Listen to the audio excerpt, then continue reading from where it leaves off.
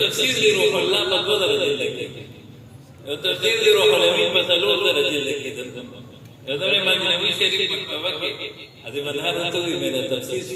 هغه حیران شي په 2 درجه لیکي مې او 3 درجه لیکي الحمدلله چې دې مدرسو له اوله صاحب کې خپل وخت کاندل چې پولیس به زموږ یو شیخ ته یې چې مولا نه مني نو بیا نه مني استاد استاد وکړي او چا چې دې ونلې هغه چې ګوري نن چې د کشمیر په مسلمانانو سره شروع دي او ټول لانسنګ د انډیا طرفنا پکمه دل ګور تاسو کیږي مشرقي پنجاب کې داغه په تاثیر پټالا اجازه نکليږي کائنات منحوس انسان پیدا شوی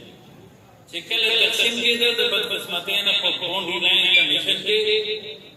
یو مردان ظفر الله قادانی د پاکستان باندې وزیر خارجه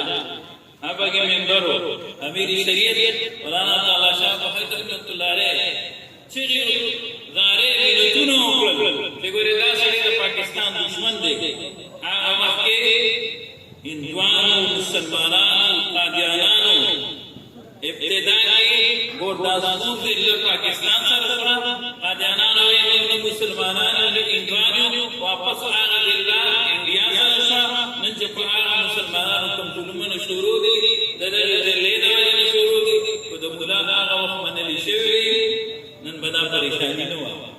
او چې کله د ترپن تحریک د نبوت چلے زموږ ادارو دا تسلیم کړه چې کدا تحریک نوې چلے دلې نو اسلام په پاکستان کې متاثر کېده پاکستان متاثر کېده الحمدلله دې سونه خلک راځم دي الحمدلله د نظریه پاکستان یوازې ځای لري سر ورکول کې دي او الحمدلله د پاکستان په جغرافیه باندې سر ورکول کې دي او هر قادیانی چې څنګه د نظریه پاکستان دشمن دي د پاکستان نظریه قرآن او سنت دي قرآن او سنت فیصله دا کړی دا چې د محمد رسول صلی الله علیه وسلم د بعد پیغمبر راتلون کې هغه نشته دي او هر قادیانی دا عقیده لري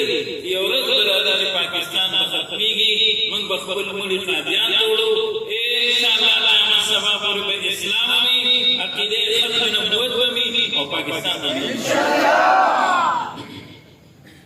زموږ محترم الله پاک د آزادۍ لپاره قرآن کریم راکړی دی په قرآن کریم د ټولو نه زیات بدلون کې رسول کریم صلی الله علیه وسلم